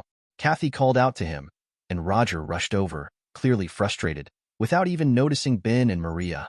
Kathy, you won't believe it. Some idiot propped the restroom door shut. Had me stuck in there forever. He glanced around and then narrowed his eyes at Ben. It was you, wasn't it? Are you nuts? Ben merely raised an eyebrow, smiling, while Kathy gave Roger a pleading look. Roger, let me introduce you. This is Ben, my husband. Why don't you explain to him that you're just... But she never finished. Roger's face went pale as he finally put the pieces together, his expression turning to sheer panic. Oh, crap, he stammered, eyes wide. I think I just heard my phone ringing. Better go check on that. He gave a clumsy nod, then practically bolted to his table, snatching his things before darting out of the restaurant without looking back. Kathy stared after him, speechless, her face a mixture of shock and anger. Ben chuckled softly, shaking his head. Kathy, looks like Roger may be a decent lover, but he's a pretty unreliable friend. Seems he's not willing to stand by you in a tough spot. He glanced at Maria, then back to Kathy. Anyway, it's about time to settle up and head out, don't you think? Maria remarked as she rose from her chair, nodding in agreement while gathering her belongings. Ben gave Kathy one last glance and added with a half-smile, "Oh, and honey, you'll be covering dinner with Roger out of your own pocket?" Kathy's jaw tightened, but she forced herself to nod. She called over the waiter, pulling out her card and trying to maintain as much composure as possible. However, when the waiter swiped it, he frowned and shook his head. "Sorry, ma'am, it's not working." Just then, Ben and Maria walked by on their way out. Kathy turned to Ben, her voice tense. "Ben, my card isn't working. Did you do this? Are you really going to leave me here like this?" Ben shrugged, glancing back with a feigned sympathetic smile. "I didn't think it would be an issue, Kathy. I figured your friend would handle it." "Damn it, Ben," Kathy hissed, her voice barely controlled. "You're actually going to leave me here without any money?" Ben's smile widened slightly. "Come on, Kathy. You're a resourceful woman. I'm sure you'll figure something out." With that, he turned and walked out, Maria at his side. As they exited, Maria shot a glance at Kathy. "Ben, I'll have the papers finalized by tomorrow morning," Maria said. Ben nodded, relieved. "Thank you," he replied, letting out a breath as he prepared to go home while Kathy remained behind in the restaurant, left to face the bill and the fallout from the evening. When Ben arrived home, the weight of the day settled heavily on him. He moved through the house slowly, taking his time to toss a few essentials into a suitcase. Today had proven more challenging than he'd anticipated, and although he felt the urge to pack up everything tonight, he decided it could wait until tomorrow. A few days at his brother's place sounded like just what he needed. Barely an hour later, the front door swung open, and Kathy stormed in, her eyes flashing with frustration. She set her purse down with a thud and made her way toward him. "Ben, what was that all about?" she fumed. "You had to make a cheap show out of everything, dragging your lawyer along and setting me up like that. Do you have any idea how humiliating it was?" She threw her hands up, her words spilling out. "And to leave me there without any way to pay? They were about to make me wash dishes or clean toilets. That's what they told me. Thank God my friend Angie came to help me out." Ben let out a tense, stressed laugh, more a reaction to his nerves than anything funny. It was a habit of his to laugh in stressful moments, but this time it seemed to hit Kathy the wrong way. "What's so funny?" she demanded. Ben raised a hand, trying to keep his voice even. "Kathy," he began slowly, "what instrument do you play?" Kathy blinked, thrown off by the odd question. "What? What does that have to do with anything?" "You know I play the flute, Ben." He looked at her, his smile twisting with a bitter edge. "Then maybe you should go find your lover and play his skin flute." He gave a mocking bow, his voice dripping with sarcasm. "Might suit you better. And please, leave me alone." Kathy's face reddened, her fists clenching at her sides. "Ben, damn you. Are you serious? You bring that woman, your lawyer, to humiliate me, and now this? Do you want a divorce? You're just going to throw it all away because of some silly thing Roger said? You're so petty." Ben felt a sharp pang in his chest. "Kathy," he said softly, "I did love you once, and maybe you loved me too. We were a great couple." But he shook his head. "Now it's clear this means nothing to you. So yeah, I want a divorce because my wife apparently wants to ride piano players." The words struck hard, and Kathy's face contorted with anger. Without another word, she grabbed her purse and hurled it across the room, aiming right for him. "Go to hell, Ben. Stop insulting me. I don't deserve this," she yelled, her voice cracking. Ben's face tightened as his patience finally snapped. He picked up his sports bag, slung it over his shoulder, and looked back at her one last time. With a curt, polite bow, he turned and left the house without saying another word.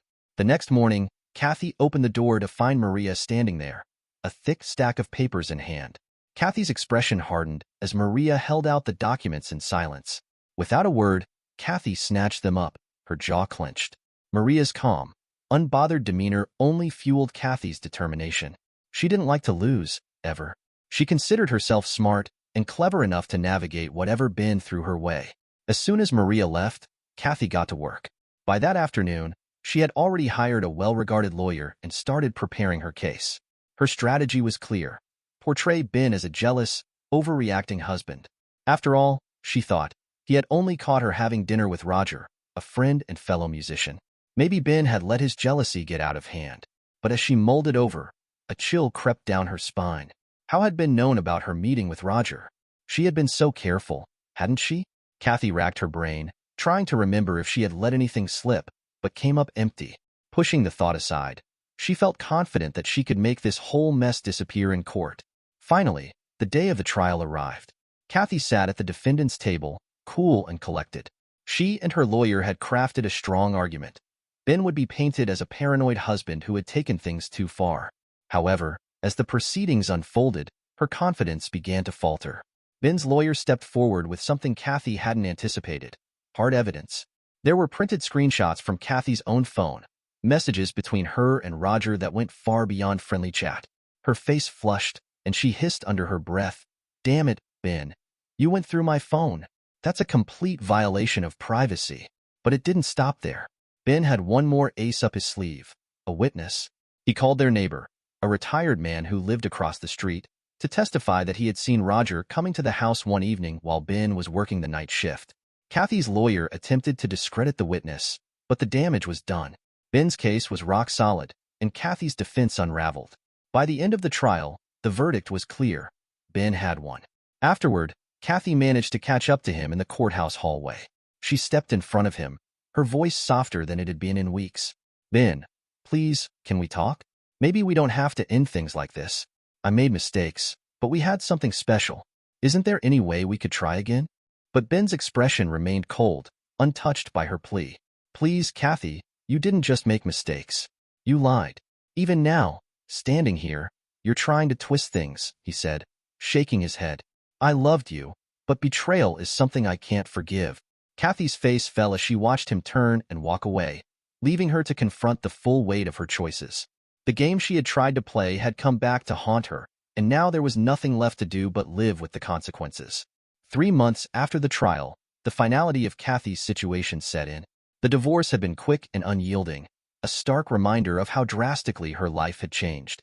Ben had been resolute, and Kathy found herself navigating a world that felt increasingly hostile. At first, she tried to maintain her composure, believing that she could still piece her life back together. But the reality of her dwindling savings and mounting bills soon crushed that hope.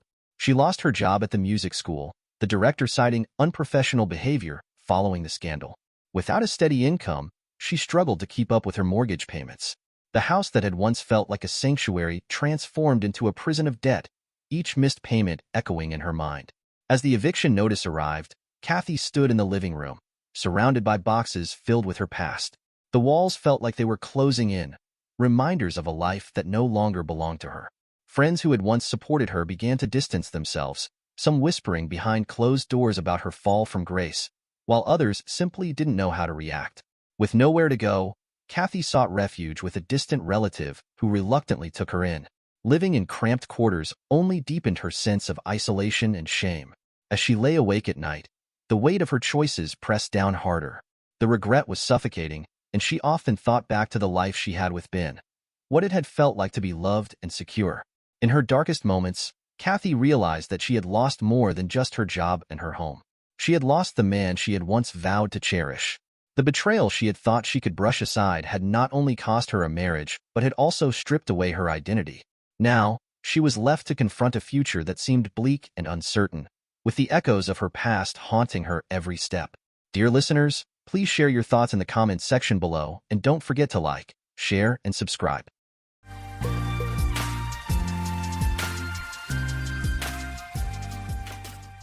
It's been a dozen long years since my world was emotionally turned upside down. Reflecting on it now, I see how much my tone and attitude have changed over that time. I recall the days when my partner and I enjoyed a nearly flawless marriage. We met in college, fell deeply in love, and soon after graduating, we tied the knot. I was a jock, playing football and baseball, while she was stunningly beautiful and incredibly intelligent. Together, we did everything: socializing, pursuing hobbies, and weathering storms as a united front. Life, however, is never without its challenges. We supported each other through family tragedies and health scares, including her battle with cancer and my heart condition. We truly were partners in every sense of the word, and our love for each other continued to flourish. As our careers advanced, we upgraded our homes within the same school district and indulged in a lake house, creating countless cherished memories with our children.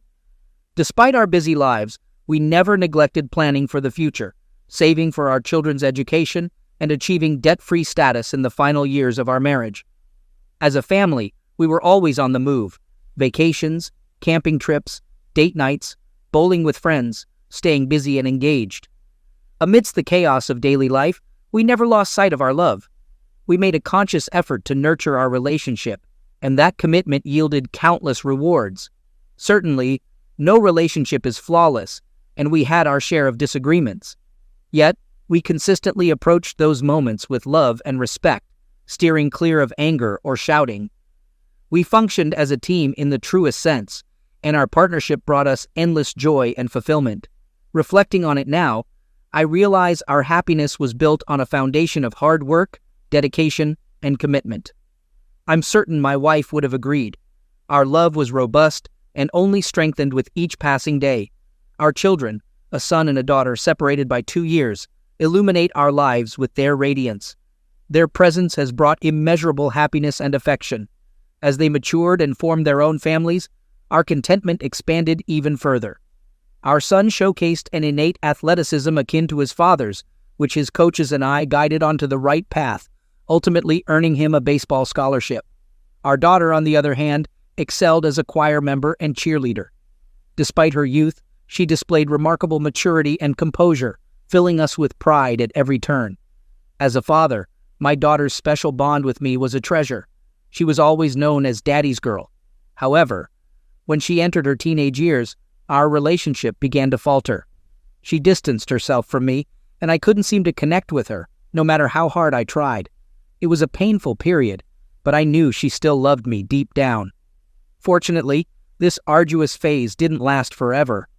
Our relationship gradually mended, and we once again became close. I will never forget the immense pride I felt as she approached the culmination of her high school journey. Our union was a fairy tale come to life. I exhausted every strategy in my arsenal, from lavishing her with endearments and attention to attempting novel undertakings as a team. I went to extreme lengths to enhance my physical appearance, hopeful that it would reignite her ardor for me. However, it felt like grasping at smoke. The more I tried, the more elusive the solution appeared. My spouse became increasingly distant, and a sense of foreboding enveloped me. When she expressed her desire for a divorce, my world crumbled. How could this be happening? What had gone wrong? The shock and perplexity were insurmountable, not only for me but for our children as well. I could sense the pain and confusion in my own words, as if it was seeping through the screen. Losing someone so important, so integral to my life, was a pain that I wouldn't wish on anyone. The fear of the unknown, the uncertainty of what was happening to my marriage, was evident in every sentence I uttered. One night, I sat down with my wife and asked her if everything was okay. At first, she brushed off my concerns, telling me that she was just tired from work and that it was nothing to worry about. However, I knew my wife better than that and persisted until she finally broke down and told me the truth. She had been feeling disconnected from me for some time, and she wasn't sure if she was happy in our marriage anymore. I was stunned. I had no idea that my wife had been feeling this way. I asked her what I could do to make things better, but she didn't know. She just knew that something had to change. Over the next few weeks, I worked hard to reignite the spark in our relationship. I planned romantic dates, surprised her with small gestures of kindness, and made an effort to listen to her when she spoke. Slowly but surely, my wife began to respond to my efforts. We started laughing together again, sharing our hopes and dreams, and working through our problems as a team. I had tried everything I could think of to save it, but nothing seemed to be working. The desperation in my voice was palpable, my heart breaking with every passing moment. I knew I had to do something, but I was powerless to stop the inevitable. The inability to ask my wife if she still loved me highlighted the vast emotional distance between us. The notion of someone else causing our separation only struck me during a coffee meeting with her best friend, and even then, I clung to denial.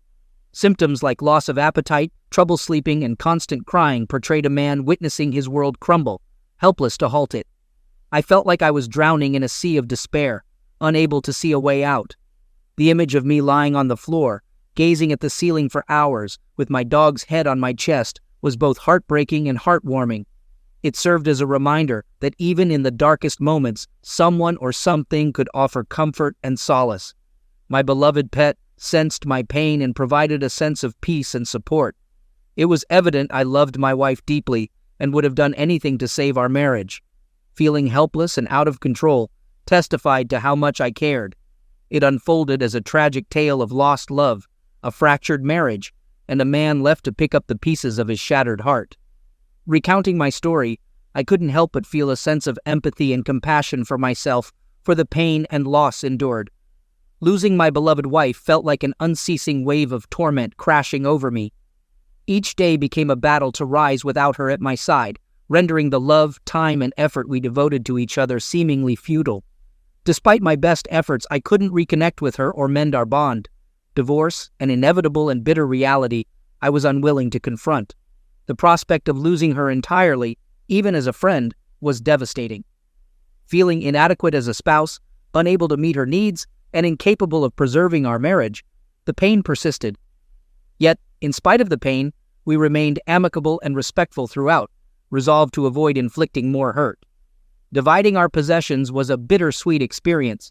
Together, we had toiled diligently to create a life we could both take pride in, and now it was being partitioned and sold.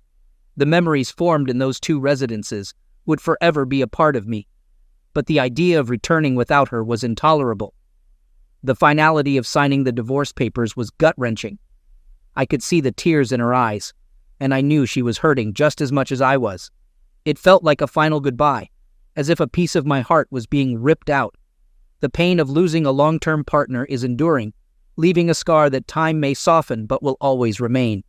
Amid the hurt and heartbreak, I hold on to the good times we shared and the love we once had for each other, finding some comfort. The bittersweet reality of watching your daughter grow up and get married is a feeling no parent can escape. As I sat there, surrounded by the people I love, a sense of melancholy crept up on me. My daughter, my little girl, was getting married and starting a new chapter in her life. It was a joyous occasion, of course, but I couldn't help but feel a sense of sadness deep within my heart. Then, a magical occurrence unfolded. My daughter took a seat beside me, her head resting on my shoulder, and we engaged in conversation, laughter, and reminiscence about old times. It was a beautiful moment, one I knew I'd treasure forever. As we sipped our scotch, gazing into the flickering flames of the fireplace, a profound sense of gratitude washed over me. I felt thankful for my daughter and her fiancé, for my family and friends, and for the love surrounding me. Despite the ongoing healing from my divorce, I recognized the need to keep moving forward and find happiness wherever I could. But in that moment, surrounded by the warmth of the fire and the love of my family, I felt content. I knew that everything was going to be all right, and that no matter what challenges lay ahead, I would always have the support and love of those closest to me. Approaching the end of our conversation, my daughter and I began to delve into more serious topics, and that's when she brought up the divorce. It was something we hadn't really discussed in depth before, other than addressing logistics. However, this time we delved into the emotional aspects of it. I asked my daughter, now a grown woman, what it was genuinely like to live with me, and acknowledged that I knew I wasn't a perfect parent. It was a risky question, but one I felt compelled to ask after the divorce. To my surprise, my daughter opened up and shared that at times I could be intense and had high expectations. She admitted they all worried about disappointing me, but she also added that she knew I loved and protected them and would always be there. In fact, she even giggled as she shared that they used to affectionately refer to me as Sergeant Dad or the Sergeant. I acknowledged that I wasn't always the most emotionally open person, but reassured her that I cared deeply for them, even if not always overtly expressed. It was then that she shared something that left me stunned. She hoped her new husband would be as good a husband and father as I am, and wished that I could find someone who made me happy and didn't cheat like Mom. That's when it hit me. My daughter thought I knew about my wife's infidelity all along. She disclosed knowing about my ex-wife's cheating before our divorce and assumed that I had been aware all along. I was in disbelief and asked her why she hadn't told me before. She explained, presuming I knew more than she did, and that's why I had divorced Mom. She also shared that it was a really difficult time for her, and she had purposely avoided the topic with me, other than making sure I was okay. I hugged her tightly and thanked her for standing by me throughout everything. She would always be my little girl. I asked her when it had happened and how long it had been going on for. She didn't know for sure, but guessed that it started a month or so before Mom first mentioned divorce. I also asked if her brother knew, and she confirmed that he did.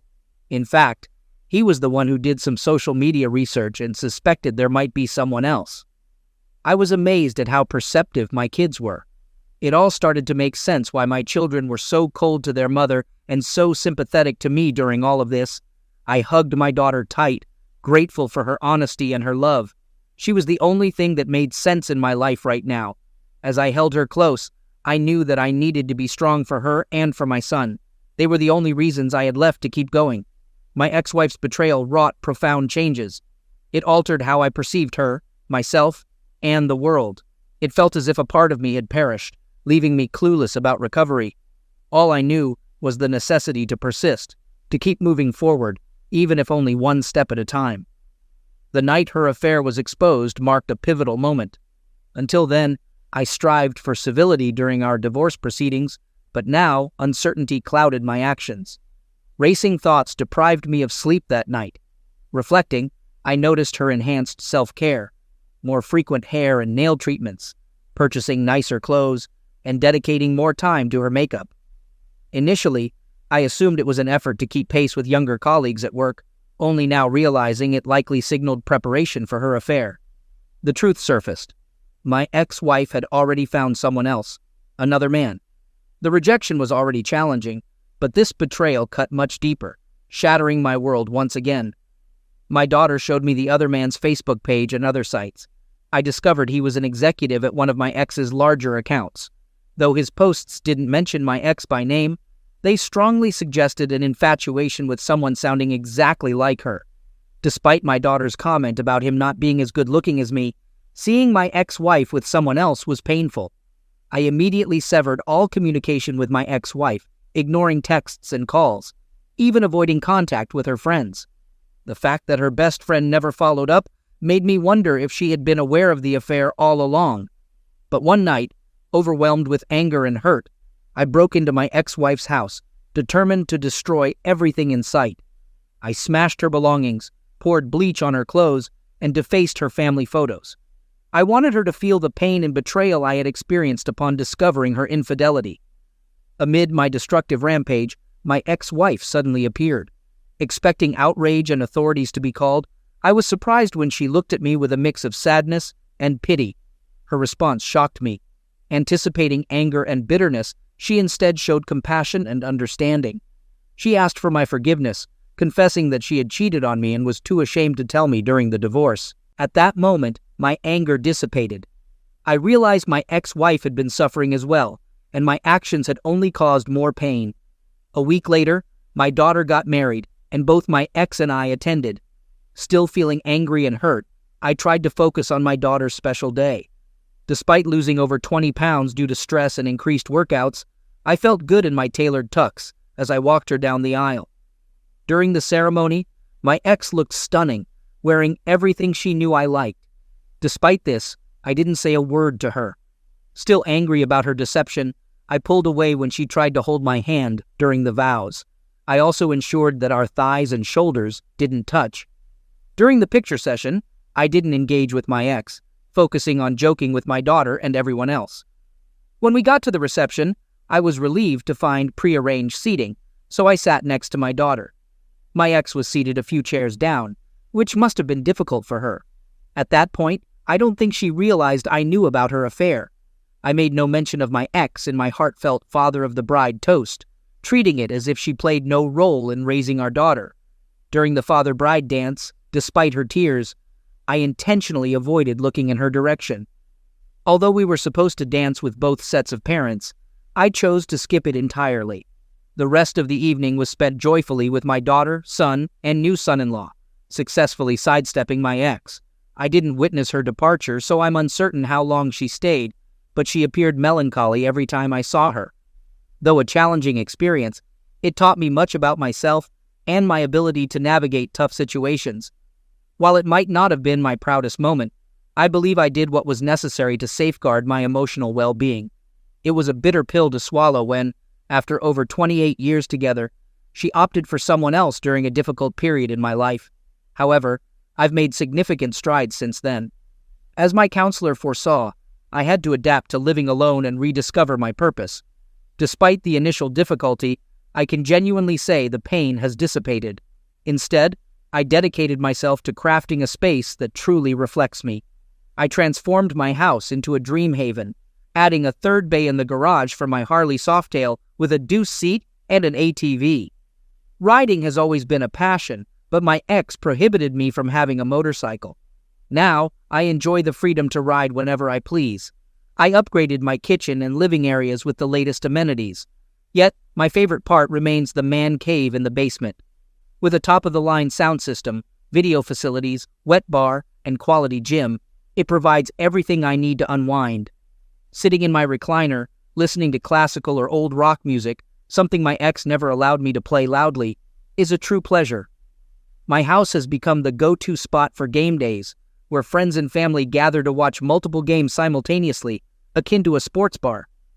I even set up a playroom for my grandkids, furnished with a TV and toys. I cherish the moments spent with my grandkids and their parents when they visit regularly. Just last week, we had a delightful pumpkin carving party. My ex would have enjoyed it. I'm contemplating getting another dog for companionship, especially with the grandkids around. Additionally, I installed a remote wood-burning furnace with a heat exchanger, efficiently heating my home mostly from my own timber. It's not only cost-effective, but also keeps me active during colder months. In conclusion, despite the painful past, I'm thankful for the chance to rebuild my life and create a home I adore. I've discovered new passions, enjoyed time with loved ones, and forged memories that will endure. It's been 12 years since my ex-wife left me for another man, and I've accepted that she chose him over our 28 years together. Initially painful, as my counselor predicted, I learned to live alone and redefine my life's purpose. I turned my house into a dream haven, adding a third garage bay for my new Harley Softail and ATV. The kitchen and living areas received modern upgrades, and the basement became my sanctuary, a man cave with top-notch entertainment, a wet bar, and a gym. I also created a special playroom for my grandkids, furnished with a TV and toys. Hosting events like our recent pumpkin carving party has become a joy, and I'm even considering getting another dog for companionship. Regarding my romantic life, I've discovered the enjoyment of being single and re-entering the dating scene. Initially, my friends' partners attempted to set me up with other women, but I resisted. However, almost 2 years later, I yielded to a double date, urged by my kids.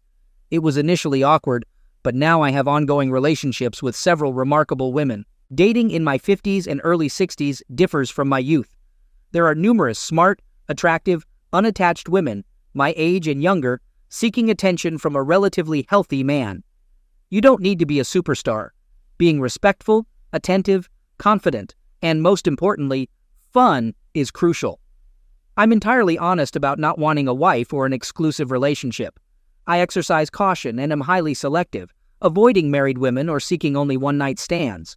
I must genuinely like her, have fun, enjoy her company, and sense the same reciprocation. I take them to concerts, ball games, camping, backyard cookouts, dinner theaters, and other activities before getting too close. Adjusting to the idea of non-exclusivity and not succumbing to jealousy or possessiveness took time. I realized I can't control my partner, and that's okay. It's part of the arrangement. I enjoy dating without the pressure of exclusivity, refreshing for both me and my lady friends. If something more closeness happens naturally, that's great, but I don't pressure or seduce them into it. I have a couple of longtime lady friends with whom I've never been close, and that's okay too. Overall, I'm living my best life, grateful for the experiences and people within it. Being a private pilot for many years, I relish flying my own small, experimental amateur-built plane. Unfortunately, my wife never shared my passion. To address this, I've invited each of my lady friends to fly-ins and short trips.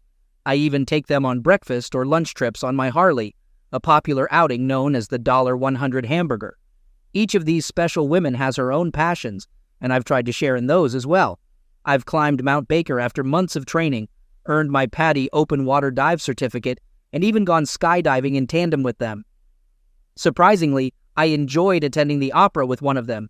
However, my most memorable experience involved crashing wedding parties at city parks, mingling with guests, enjoying their offerings, contributing to collections, and throwing $100 in the collection jar or money tree. Although I spend a lot of time with these women, more often than not, I'm home alone or cuddling with one while watching Netflix or listening to her favorite music. The point is, these women push me to do things I would never have done on my own. I still struggle with wanting these women exclusively, especially the wedding crasher, who is the whole package, but I know I cannot allow myself to think that way. Shortly before COVID, I went on a 7-day cruise with 3 attractive women. I had only dated and been close with one before the trip, but all 3 were fun and flirty. We laughed and had the best time going on day excursions and dancing and partying on the ship every night. It was probably the best vacation of my life, except for some memorable trips with our preteen kids. At the end of the cruise, a cruise line representative approached me and asked if I would like to go on future cruises at unbelievable discounts. Apparently, they needed more older single men to dance and interact with all the single ladies and widows. As flattering as it was, I couldn't help but feel like a gigolo. Though I'm living my best life, I acknowledge that my ex-wife may not be as fortunate. I've heard that her relationship with the other man endured for about 3 years. Nevertheless, I didn't delve into the specifics or inquire if they lived together. It's no longer my concern. I started responding to her texts and emails around 5 years ago to accommodate my kids, but our communication mostly revolves around sharing information and pictures about the kids and grandkids. My ex-wife expresses a desire to discuss the divorce and the affair, answering any questions I may have. However, I lack the inclination to delve into those details. I see no benefit, so I simply disregard those particular emails. We've encountered each other at weddings and funerals, exchanging polite greetings. The last in-person conversation occurred at our newest grandson's christening. She still looked attractive, but older, as we all do. We spent over 2 hours discussing the grandkids and reminiscing about fond memories. Though I occasionally mourn the loss of my marriage, these are undeniably the golden years. The duration of this phase remains uncertain, but my ex-wife and I have recently committed to supporting each other as we age. She is the mother of my children and the grandmother of my grandchildren, and we were married for 28 years. We've even signed HIPAA and medical directive forms for each other. While we are no longer a couple, my daughter has observed that I am more content and easygoing than before, a change I attribute to my retirement last year. The liberation from job pressures and office politics has significantly impacted my daily attitude. These are genuinely the golden years, and I'm grateful for this newfound freedom. Occasionally, I still lament the end of my marriage, especially when confronted with old photos or places that evoke memories of our shared past. Recently, my ex-wife has invited me to dinner at her condo or on a date, a topic my daughter has brought up several times. Interestingly, my ex isn't involved with anyone and hasn't been for years, raising questions about the purpose behind their sudden interest in my social life. While intrigued, I approach the situation cautiously. I'm uncertain if there's a collective effort against me, but I trust my daughter's intentions, knowing she would never allow me to be hurt again. In any case, I am content with my current life, whether single or in a relationship. I cherished my married life with my wife and now appreciate the freedom of my single life.